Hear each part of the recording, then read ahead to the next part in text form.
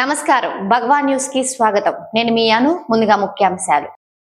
ఉద్యాన పంటల సాగు విస్తీర్ణం బాపట్ల జిల్లాలో పెంచడానికి సచివాలయ స్థాయిలో సర్వే నిర్వహించాలి. జిల్లా కలెక్టర్ జె వెంకట మురళి. విద్యుత్ షాక్ తో కౌలు రైతు మృతి.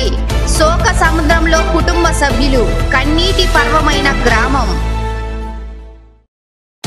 కృష్ణా ఉమ్మడి గుంటూరు జిల్లాల పట్టభద్రుల ఎమ్మెల్సీ ఎన్నికలలో కూటమి అభ్యర్థి ఆలపాటి రాజేంద్ర ప్రసాద్ ను అత్యధిక మెజారిటీతో గెలిపించాలి. జనసేన పార్టీ బాపట్ల నియోజకవర్గ ఇన్ఛార్జ్ నామన వెంకట సీమన్నారాయణ.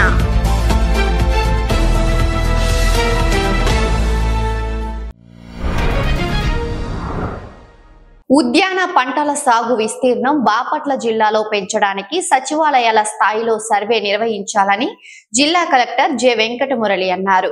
ఉద్యాన పంటల సాగుపై అనుబంధ శాఖల అధికారులతో స్థానిక కలెక్టరేట్ క్యాంపు కార్యాలయంలో ఆయన ప్రత్యేక సమావేశం నిర్వహించారు. అసలు మీరు ఫార్మరా కాదా? మీ వృత్తి ఏంటి? ఫార్మర్వేనా? అయితే మామూలు వ్యవసాయమా, హార్టికల్చరా? టెనెంట్ ఫార్మరా, ఓనర్ ఫార్మరా? ఓన్ ఫార్మర్ అయితే మీకు ఎంత ల్యాండ్ ఉంది, టెనెంట్ అయితే ఎంత ల్యాండ్ చేస్తున్నారు, హార్టికల్చరా, అగ్రికల్చరా? ఇలాగ మీరు ఒక ఫార్మాట్ డిజైన్ చేయండి. ఆ ఫార్మాట్ నాకు కూడా చూపించండి. చూపించిన తర్వాత మనము విజయలక్ష్మి వాళ్ళని పిలిచి వాళ్ళకి అప్పగించేద్దాం. Any person can go.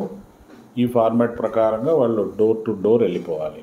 మనకి ఎన్ని హౌసెస్ ఉన్నాయి మొత్తం జిల్లాలో? హౌస్ హోల్డ్స్ 4.5 lakhs ఏమో ఉన్నాయి.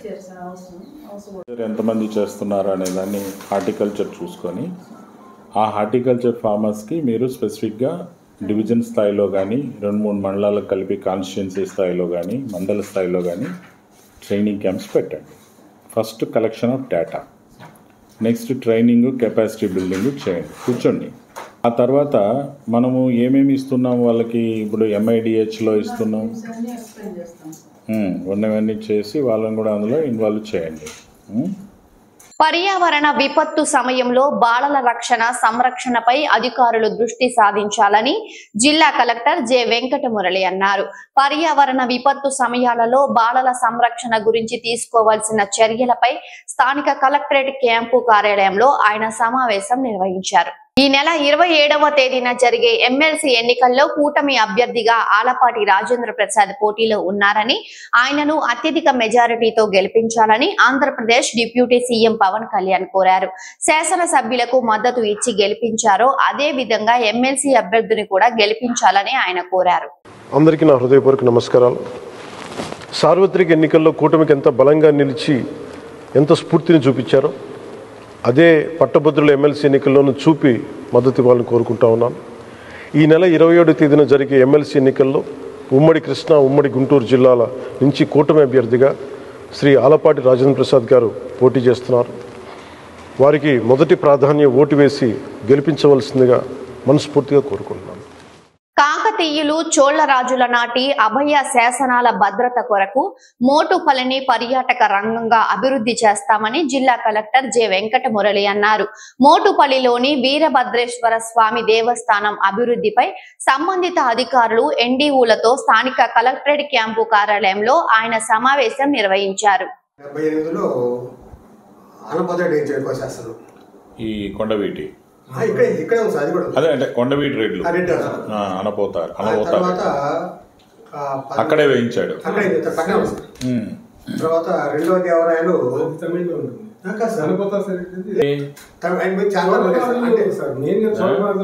అది చోళరాజు టెంపుల్. పెట్టే ఖర్చు అంతా మనం చేసుకుంటారు. వాడి విలువ కట్టి వాడికి సెక్యూరిటీ చేయడం, ఇన్సూరెన్స్ అట్లా. యాక్చువల్గా ఈ అభయశాసనం సార్ మెయిన్గా ఏంటంటే ఇక్కడ నుంచి వ్యాపారం చేసేవాళ్ళు, విదేశాలలో వ్యాపారం చేసేవాళ్ళు ఏదైనా తుఫానుల వల్ల కానీ, దొంగల వల్ల కానీ సరుకు నష్టపోతేను, లేకపోతే ప్రాణహాని జరిగితేను వాళ్ళకి ఈ సరుకుకి ఇంత కాంపెన్సేట్ చేస్తామని చెప్పేసి ఒక శాసనం. అది ఆ శాసనంలోనే అంటే దీంట్లో ఇంత శిస్తు వసూలు చేస్తాము, ఈ విధంగా కాంపెన్సేట్ చేస్తాము అనేది. అంటే మెరైన్ ఇన్సూరెన్స్, లైఫ్ ఇన్సూరెన్స్ని ఫస్ట్ టైం వాళ్ళు ఫస్ట్ టైం మెన్షన్ చేసిన శాసనం సార్ 15 సార్. కృష్ణా ఉమ్మడి గుంటూరు జిల్లాల పట్టభద్రుల ఎమ్మెల్సీ ఎన్నికలకు కూటమి ప్రభుత్వం బలపరిచిన అభ్యర్థి ఆలపాటి రాజేంద్ర ప్రసాద్ కి మద్దతిస్తూ వారిని అఖండ మెజారిటీతో గెలిపించుకోవాల్సిన బాధ్యత మనందరిపై ఉందని జనసేన పార్టీ బాపట్ల నియోజకవర్గ ఇన్ఛార్జి నామన వెంకట సీమన్నారాయణ అన్నారు. బాపట్ల నియోజకవర్గం బాపట్ల జనసేన పార్టీ కార్యాలయంలో నిర్వహించిన విలేకరుల సమావేశంలో ఆయన పాల్గొన్నారు. అందరికీ నమస్కారం అండి. ఫిబ్రవరి 7వ తారీఖున జరగబోయే ఉమ్మడి కృష్ణా గుంటూరు జిల్లాల పట్టభద్రుల ఎమ్మెల్సీ ఎలక్షన్లో జనసేన, తెలుగుదేశం, బీజేపీ ఉమ్మడి అభ్యర్థిగా ఆలపాటి రాజేంద్ర ప్రసాద్ గారు పోటీ చేస్తున్నారు.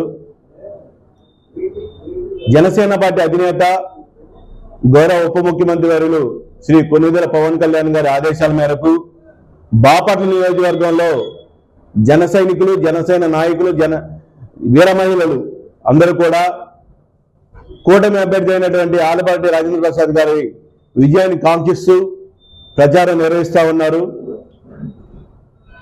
బాపట్ల నియోజకవర్గంలో పట్టభద్రులందరికీ కూడా జనసేన పార్టీ తరఫున విజ్ఞప్తి చేస్తూ ఉన్నాం.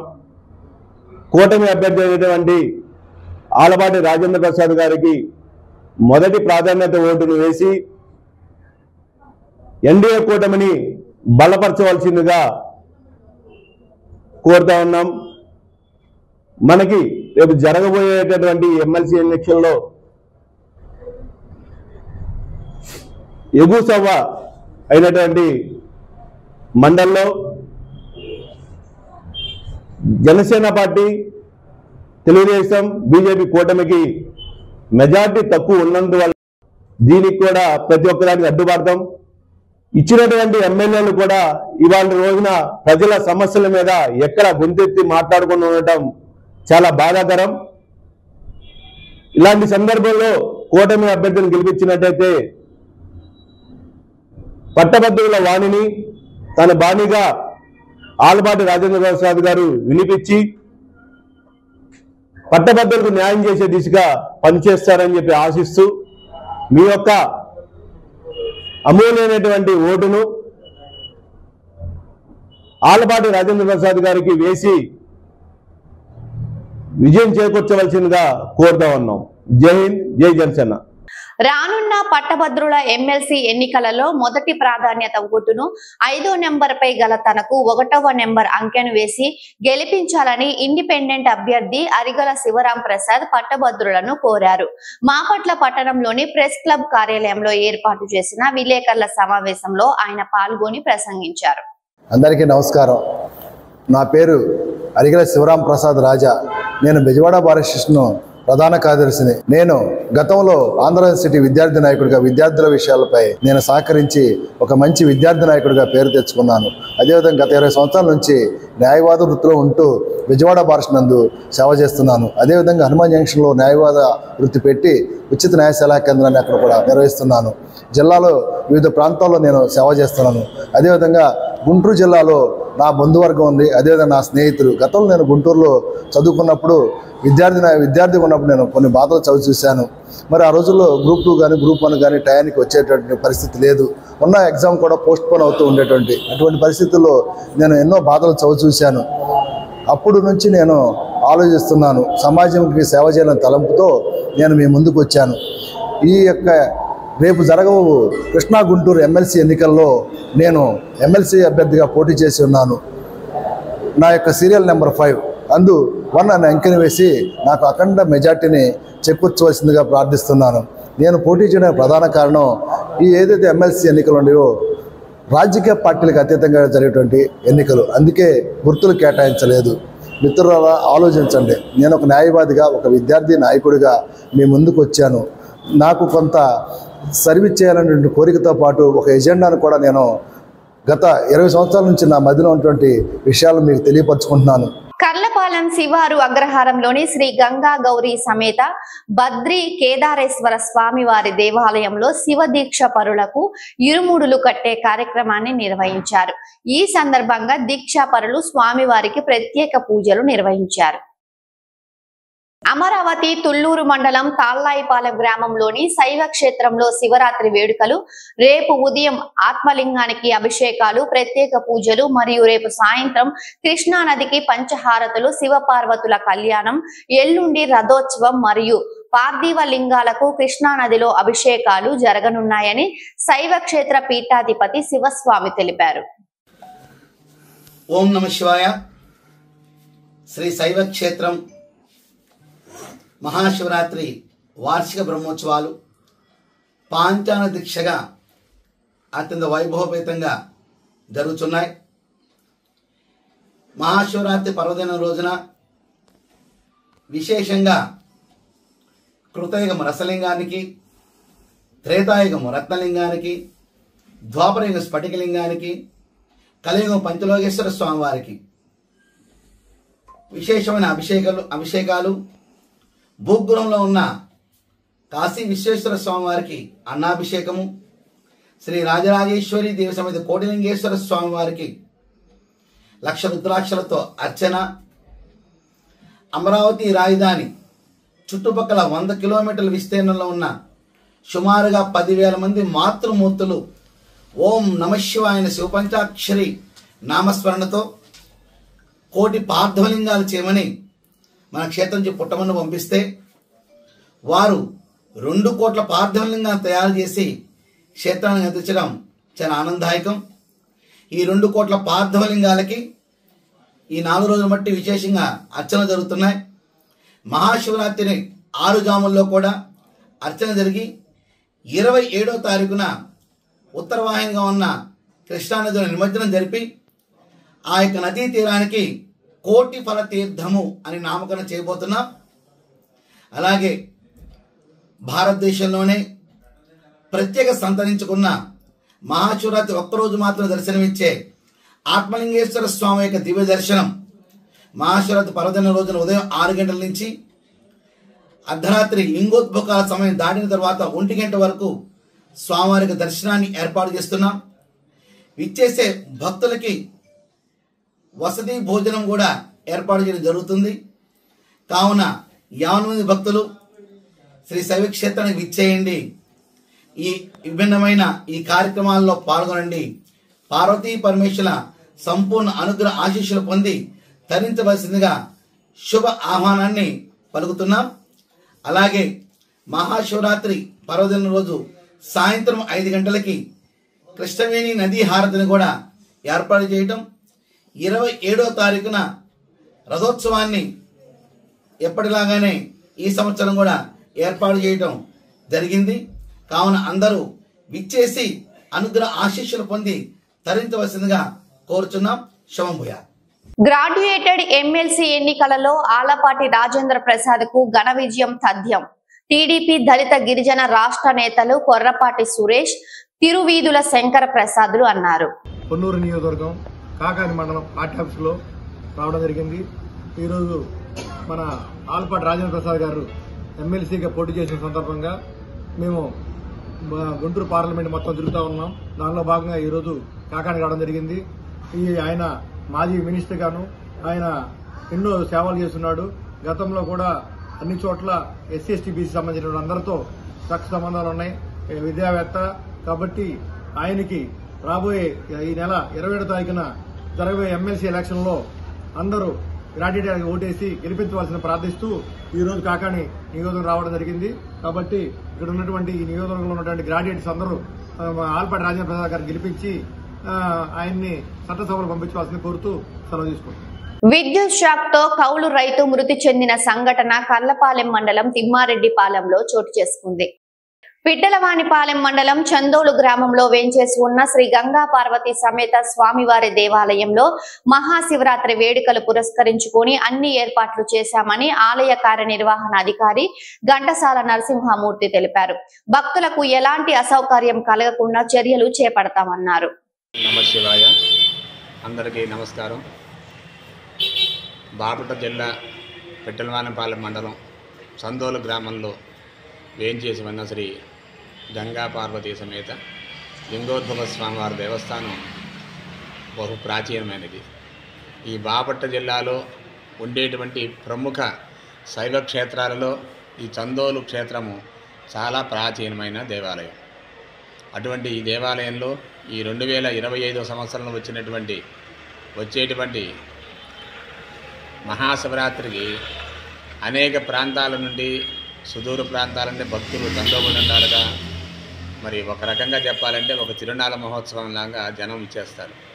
మరి అటువంటి భక్తులందరికీ కూడా మరి వారికి ఒక క్రమ పద్ధతిలో ప్రతి గంటకి అభిషేకం జరిపించే విధంగా, అలాగే వచ్చిన ప్రతి భక్తులందరికీ కూడా తీర్థప్రసాదాలు ఒక వరుస క్రమంగా సక్రమంగా వినియోగం జరిగే విధంగా అన్ని ఏర్పాటు చేస్తున్నాం.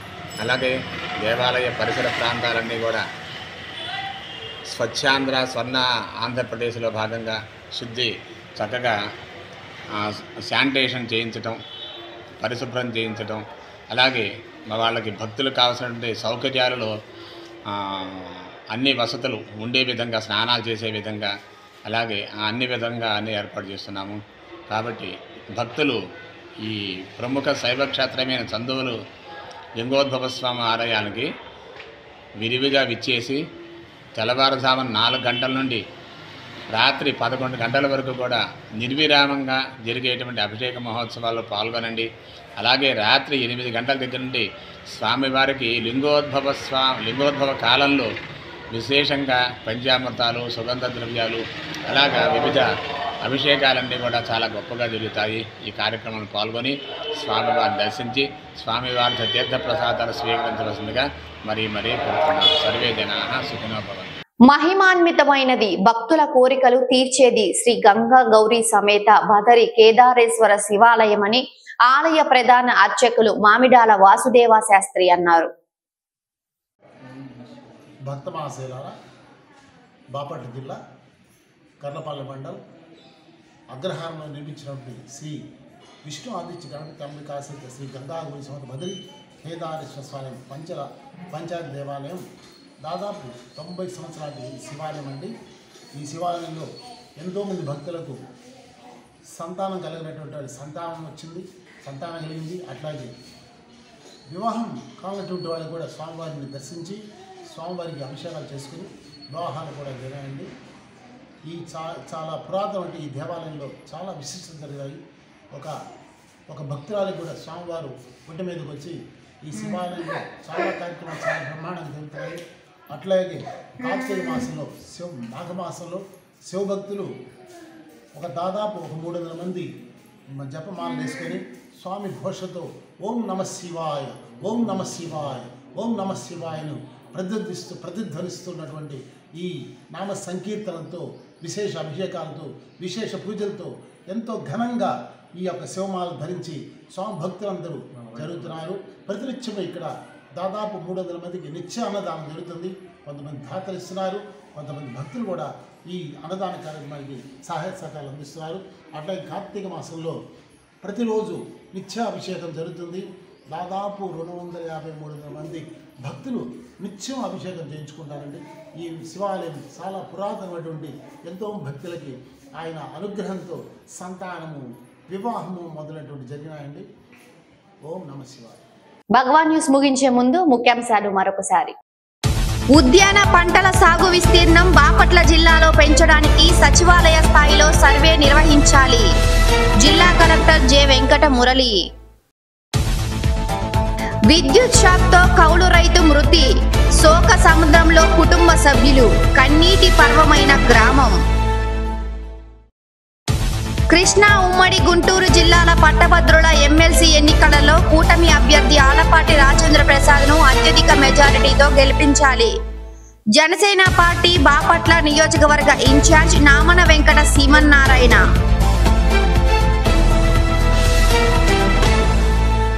ఈ వార్తలు ఇంతటితో సమాప్తం. తిరిగి మరో బులెటిన్లో మళ్ళీ కలుసుకుందాం. అంతవరకు సెలవు. నమస్కారం.